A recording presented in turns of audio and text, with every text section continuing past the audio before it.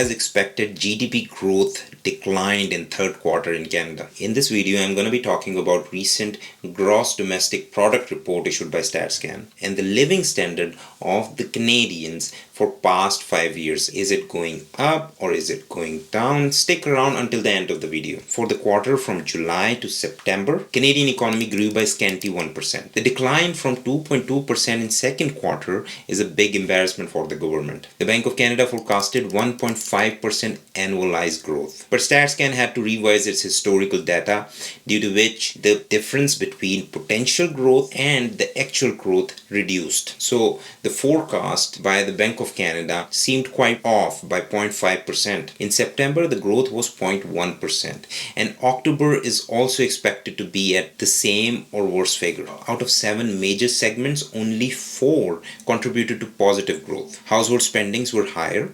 People bought more new cars and financial services, so these 2 segments showed some economic activity. Government consumption went up by 4 times of its average. Municipal government, provincial government, and federal government contributed to 94.5% of the growth. It is not the business activity of private sector or small or medium enterprises that drove the growth. It was government spending. Nearly all the sectors related to production or manufacturing posted negative growth. Non-farm inventory accumulation was slower, business capital investment was lower, and exports were lower too. This means that productivity continues to decline. The GDP per capita, which relates to the standard of living of the Canadians, it contracted by 0.4%. This is a consecutive 6th quarter of decline. This means that GDP per capita is declining since April 2023. Not everything is bad though. There is some good news. The household savings climbed up and it is 3-year high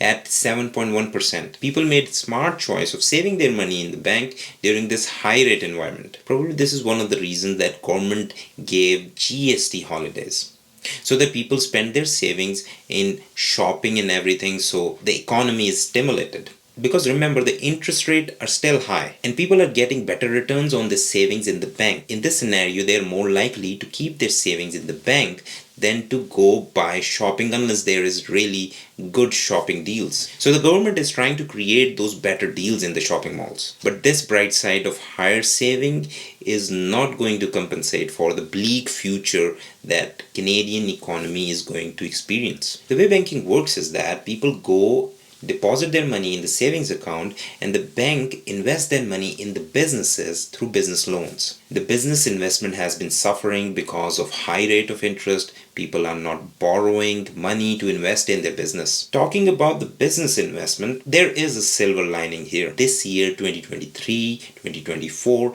has been a year of record high foreign direct investment. There was an increase of 18.9% from last year and is standing at $141.9 billion. This means that so many countries all over the world has a lot of faith in Canada and they believe that their business would prosper here. The sector with the most investment was manufacturing, followed by resources, business and services industry, wholesale and retail trade. Most of the investment was from United States of America, followed by European Union and then United Kingdom. This foreign direct investment of $142 billion is good, but not good enough to get Canadian economy out of trouble. In the face of lower taxes and high tariffs in United States, a lot of this foreign direct investment would be diverted to United States next year. The government is eager to ramp up the economy. This is the reason that the government spendings are high, which is most likely going to be backed by debt financing. You see, when the government takes debt, it actually gives away the future growth. In other words, the future consumption is brought into present. What we were going to consume later, we are consuming now. Apart from that, an upward revision of GDP estimates, GST holidays, and direct payments of $250 each person. All these things do make government look good, but they bring inflationary pressure on already weak economy of Canada. So far, the numbers are looking good for another 50 basis point cut from Bank of Canada. Coming Friday, we will have job data available, which is the last set of data Bank of Canada will consider in its decision making. I am still betting on 50 basis point cut over 25 basis point cut. Let's see which way the wind blows.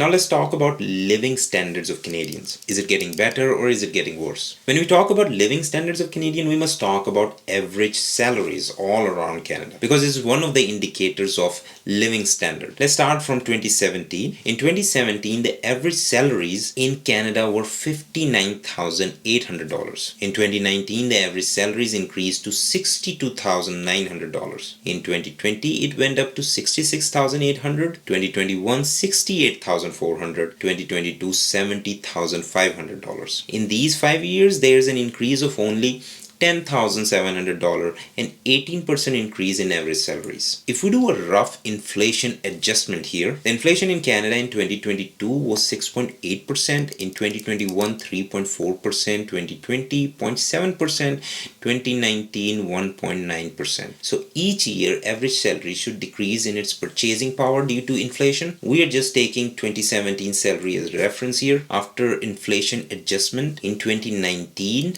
the salary would reduce to $61,705. In 2020, $66,332, which is the highest in last 5 years.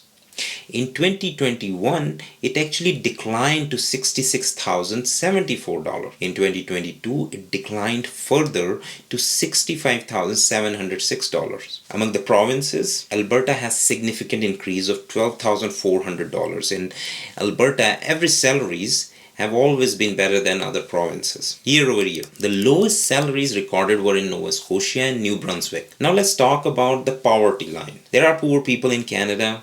In fact, there is official measure of poverty here.